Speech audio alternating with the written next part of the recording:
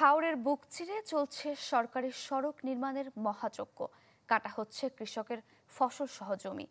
ক্ষতিপূরণ তো দূরের কথা, ফসলের জমি হারিয়ে নিঃস্ব কৃষকরা। সবকিছু চোখের সামনে ঘটলেও নির্বিকার প্রশাসন। সুনামগঞ্জের শান্তিগঞ্জ উপজেলার সাংহাই হাওর এখন বোরো ধানের সমারোহ। ঘামে ফলানো সোনার ধান বৈশাখে গোলায় তুলবেন কৃষক।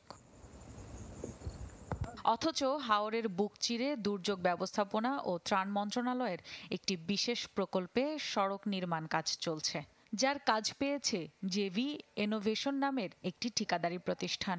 4 কিলোমিটার দীর্ঘ এই সড়কের জন্য জমির ক্ষতিপূরণ তো দূরে থাক, ধান নষ্টের বিষয়টি কৃষককে অবগত করা হয়নি বলে অভিযোগ উঠেছে।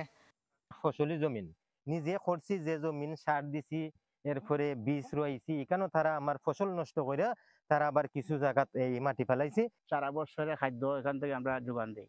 এখন আমাদের খাদ্য তো এখান যদি সে বিলুপ্ত হইয়া যায় কি, আমরা বাচ্চা কাচ্চা লইয়া ফালা বড় ভীষণ কঠিন সমস্যার মাঝে পড়ে যাবো। 40-80 ফিট যদি একটা জমি থেকে চলে যায়, তাহলে তো এই জায়গায় আমাদের জমি আর থাকে না। কৃষকরা সম্পূর্ণ টাকা পাইছে এবং এই সাক্ষরমানের মাধ্যমে মেম্বার সহ বা আরো অত এলাকার মুরব্বী গণ্যমান্য লোকের মাধ্যমে টাকাগুলো দেওয়া হয়েছে কৃষকের হাতে। এবছর আমরা বলছি কথা করছি এবং লিস্ট করছি। উপজেলা নির্বাহী কর্মকর্তা ও জেলা প্রশাসক জানান, বিষয়টি ঊর্ধ্বতন কর্তৃপক্ষকে জানানো হয়েছে। কৃষক এবং অন্যান্য স্টেক হোল্ডাররা যদি আমাদের কাছে এখানে এই নিয়ে কোনো ধরনের তাদের অভিযোগ বা পরামর্শ আমাদের কাছে পাঠানো হয়, তাহলে আমরা আমাদের ইতিমধ্যে ঊর্ধ্বতন কর্তৃপক্ষের কাছে আমরা এই জিনিসটা প্রেরণ করব।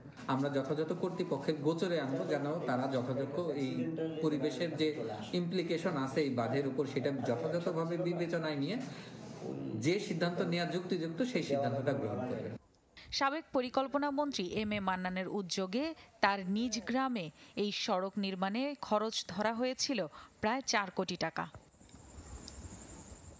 Desk report, channel 24।